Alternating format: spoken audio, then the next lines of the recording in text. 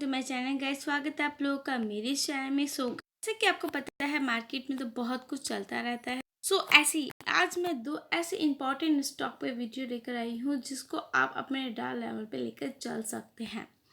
Guys देखिए, हमारी market का जैसे कि सोचा था कि ईरान का वॉर, ईरान का जो प्रेसिडेंट मरा है उसके पीछे किसी का हाथ तो नहीं है, कहीं मार्केट गैप डाउन ओपनिंग तो नहीं हो जाएगी। तो गाइस देखिए, एक चीज़ थी मैंने अपने चैनल पे डाली थी स्टॉक मार्केट बाय आर्यन वाले पे, जैसे मैंने डाला था कि अगर किसी की वजह से उनकी डेथ हुई है तो वो वॉर में तब्दील हो सकती है, तब हमें मार्केट के सेंटीमेंट नेगेटिव देखने को मिल सकते हैं। बट ऐसा कुछ भी नज़र सामने नहीं आया है। तभी तो मार्केट ने हल्के से रेड कैंडल बनाकर फिर उसके बाद ये ग्रीन कैंडल बनना स्टार्ट हो गई थी। ठीक है, इट मीन्स मार्केट आप कह सकते हो कि हल्का फुल्का सा एक कंसोलिडेशन जोन में है या कुछ भी, या अब अपनी थोड़ा सा रिकवरी की और तरफ जा रहा है। ठीक है, अब साथ के साथ जैसे कि मैं बता दूं कि जो दो कंपनियां जिसके बारे में आज डिस्कस करना है, तो इसलिए वीडियो में पूरा एंड तक बने रहिएगा। देखिए आरवीएनएल, अगर आप देखो कि आज के दिन आरवीएनएल में कितना अच्छा एक अपमूव देखने को मिला है, 10% की तेजी देखने को मिली। एंड पिछले 5 दिन के अंदर आप देख सकते हो 24% तक ये स्टॉक चढ़ चुका है। एंड वही 6 मंथ में इसने नियर अबाउट 100% की तेजी दिखाई है गाइज। और इतना अच्छा रिटर्न कम समय में मिल पाना बहुत मुश्किल हो जाता है गाइज। देखिए रेलवे, पीएसयू रेलवे जो कि रेल विकास निगम हमारे आरवीएनएल, इसकी गुड न्यूज़ ये थी कि एक्सचेंज फाइलिंग के मुताबिक रेलवे पीएसयू को दक्षिण पूर्व रेलवे से एक बड़ा ऑर्डर हासिल हुआ। इस ऑर्डर की जो कुल वैल्यू है गाइस, मैं लिख कर दिखा देती हूँ, 148268906.54 रुपये है। ये एक मल्टी बैकर रेलवे स्टॉक है एंड जिसने एक साल में आप देख सकते हो 150 में, तो यहाँ हल्का सा डिप आ गया था, नहीं तो नियर अबाउट 150% का इसने रिटर्न दिया है। गाइज स्टॉक एक्सचेंज में इसने क्या बताया, स्टॉक एक्सचेंज में इसने बीएसई को जानकारी ये दी कि जो आरवीएनएल है जिसको SIR मुख्यालय विद्युत दक्षिण पूर्व जो कि रेलवे का, उससे इनसे क्या मिला है, इसको ऑर्डर मिले हैं। ठीक है, इसके तहत दक्षिण पूर्व रेलवे के खड़गपुर डिवीजन के Kharagpur exclusive and Bhadrak exclusive खंड के लिए 1x25 kV से 2x25 kV ट्रांजैक्शन सिस्टम के इलेक्ट्रॉनिक ट्रांजैक्शन सिस्टम के अपग्रेडेशन के लिए डिज़ाइन, आपूर्ति, निर्माण और प्रशिक्षण और कमीशनिंग अमेठी लोडिंग को भी पूरा करना। मतलब ये ऑर्डर है और इस ऑर्डर के अंदर ये सारी चीज़ें इन्होंने बताई हैं कि इनको ये चीज़ें इसके अंदर कंप्लीट करनी हैं। आपको मैंने जगह बता दी, खड़गपुर डिवीज़न से लेकर भद्र तक का है। एंड ये ऑर्डर गाइज इन लोगों को 18 महीने के अंदर पूरा करना है और इस ऑर्डर की कुल वैल्यू 148 करोड़ रुपए की है। गाइज साथ ही रेल विकास निगम मतलब आरवीएनएल का कंसोलिडेशन रेवेन्यू 17% से ग्रो हुआ था, जो कि 6,714 करोड़ रुपए का आया। ईबीटा यानी कि ऑपरेटिंग प्रॉफिट भी 21% से ग्रो हुआ एंड 456 करोड़ रुपए रहा। एंड नेट प्रॉफिट भी 33% से ग्रो हुआ, जो कि 478 करोड़ रुपये रहा। मार्जिन की बात की जाए तो मार्जिन 6.6% से बढ़कर 6.8% पर पहुंच गया है। आरवीएनएल से 10 रुपये की फेस वैल्यू पर 21% तक का यानी कि शेयर 2 रुपये 11 पैसे का डिविडेंड का ऐलान किया। एंड एजीएम में अगर बात की जाए, देखिए 2 रुपये 11 पैसे का इसने डिविडेंड का ऐलान किया है। एंड एजीएम में अगर डिविडेंड पर मुहर लगता है तो उसके 30 दिनों के भीतर इसका भुगतान कर दिया जाएगा। गाइस ये एक मल्टी बैगर रेलवे स्टॉक है जो कि सिविल कंस्ट्रक्शन प्रोजेक्ट करती है। शेयर जैसे कि आपने देखा आज के दिन कितनी अच्छी तेजी दिखाई और पिछले 6 मंथ में भी आपने देखा, जैसे कि पिछले 6 मंथ में 1.5% तक चढ़ा और 5 दिन में 24% तक ये स्टॉक चढ़ चुका है।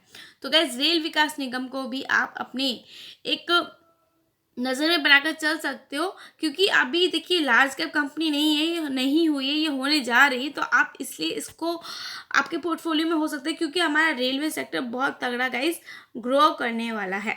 ठीक है, ये तो आपके रेलवे सेक्टर का सबसे पसंदीदा स्टॉक मैंने बता दिया आरवीएनएल। वही बात करते हैं नेक्स्ट कंपनी की जो कि हिंदुस्तान जिंक। हिंदुस्तान जिंक में आप देख लो आज के दिन 3% की तेजी है और ये एक तरीके की लार्ज कैप कंपनी है, 2 लाख करोड़ की है। इसने पिछले 6 मंथ में 111% तक का रिटर्न दिया है। गाइस हिंदुस्तान जिंक के बारे में अगर मैं आप लोगों को बताऊं तो गाइस पता है क्या, स्टील सहित जितने भी इंफ्रास्ट्रक्चर सेक्टर है उसमें भारी निवेश से अगले 5 से लेकर 10 साल तक देश में जस्ता की मांग मतलब जिंक की मांग दोगुना हो जाने की उम्मीद है। अंतरराष्ट्रीय जिंक जिंक ग्रुप है उसने यह बात कही है कि भारत में जिंक की मांग काफ़ी हद तक स्टील मार्केट की बढ़ोतरी पर निर्भर करती है, क्योंकि इसका उपयोग मुख्य रूप से इस्पात मतलब कि स्टील को जंग से बचाने के लिए किया जाता है। जिंक की मांग दोगुनी होने से हिंदुस्तान जिंक लिमिटेड को फायदा होगा एंड ये जस्ता, सीसा, चांदी और कैडियम का एक भारतीय एकीकृत खनन और संसाधन उत्पादक है। गाइज ये वेदांता लिमिटेड की सहायक कंपनी है, आपको पता होगा। सो अब आप देखिए अगर इसको फायदा होगा तो आपका कहीं ना कहीं वेदांता लिमिटेड कंपनी को भी प्रॉफिट होगा। अंतरराष्ट्रीय जस्ता संघ के वैश्विक निदेशक मार्टिन वॉन लिव्यून ने कहा कि मुझे 5 से लेकर 10 साल में जस्ता के लिए मांग दोगुनी होने की उम्मीद है। मतलब कि जस्ता जिसको मैं कह रही हूँ हिंदी में गाइज उसको आप क्या कहोगे, जिंक। ठीक है, जिंक की मांग दोगुनी होना उनको लग रहा है मार्टिन वॉन को। और भारत ने प्रथम मतलब फर्स्ट और जो जिंक बाजार है, जिंक मार्केट वर्तमान में 800 से लेकर 1000 टन सालाना के करीब हो जाएगा। और हम भारत में जो विकास देख रहे हैं उसके आधार पर कहा जा सकता है कि इसमें बढ़ोतरी का एक शानदार अवसर है। गैस उन्होंने ये भी कहा है कि अंतरराष्ट्रीय इस्पात मतलब कि स्टील क्षमता में भारी निवेश देख रहे हैं और स्टील को अभी भी ग्लेवनाइज्ड कोटिंग्स द्वारा संरक्षित करने की जरूरत है। हम देखते हैं कि कई नई ग्लेवनाइजिंग लाइन के लिए बहुत सारी योजनाएं और इन्वेस्ट चाहिए एंड इसलिए मुझे भारत में जस्ता मतलब जिंक की मांग बढ़ने की उम्मीद है। ये बात कौन कह रहा है, ये मार्टिन वॉन कह रहे हैं। भारत में जिंक की मौजूदा मांग 800 से लेकर 1000 टन प्रति वर्ष है। सो गाइस 800 से लेकर 1000 टन प्रति वर्ष है, ठीक है। उन्होंने ये भी कहा है कि अगर देखा जाए कि जो जिंक का प्रोडक्शन है बहुत कम है, वैसे देश में इसकी प्रति व्यक्ति खपत लगभग आधा किलोग्राम है और यह कमर्शियल तौर पे देखा जाता है कि औसत से काफ़ी कम है। गाइस देखिए मतलब वैश्विक औसत से काफ़ी कम है, सॉरी। उन्होंने ये भी कहा है कि अगर आप भारत में जिंक के उपयोग को देखें तो यह प्रति व्यक्ति लगभग आधा किलोग्राम है, वहीं इसका वैश्विक औसत 4 किलोग्राम प्रति व्यक्ति है। वहीं दक्षिण कोरिया, यूरोप, अमेरिका जैसे विकास देशों में ये 6 से लेकर 7 किलोग्राम तक जा सकता है। तो गाइस ये चीज़ें आपको आई होप समझ में आ रही होंगी कि हमारा जिंक अगर काफ़ी अच्छा बढ़ा और चीज़ें जिस तरीके से रहीं तो आप कह लीजिए कि चालू करंट साल के में ही जो जिंक है, जिंक के क्षेत्र में जो आउटलुक देखने को मिलता है, उन्होंने कहा कि दुनिया की ग्रीन एनर्जी की स्थानांतरित हो रही है एंड सोलर फ्लोटिक जिसको पीवी कहा जाता है उसमें मजबूत बढ़ोतरी देखी जा रही है। ऐसे में 2024 में जिंक के क्षेत्र में काफ़ी बड़ा देखने के अवसर मिल रहे हैं।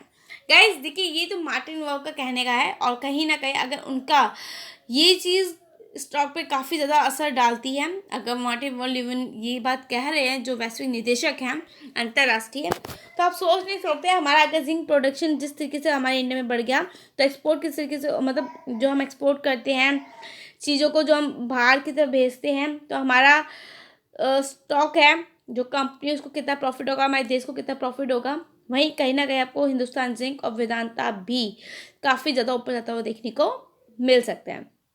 तो गाइस ये तो 2 कंपनियां थी इंपॉर्टेंट, RVNL और हिंदुस्तान जिंक। आप इसको रडार लेवल पर लेकर चलें। बाकी गाइस मिलेंगे नेक्स्ट वीडियो में। चैनल पर नए हो तो लाइक एंड सब्सक्राइब करना मत भूलिए। Bye guys, thank you.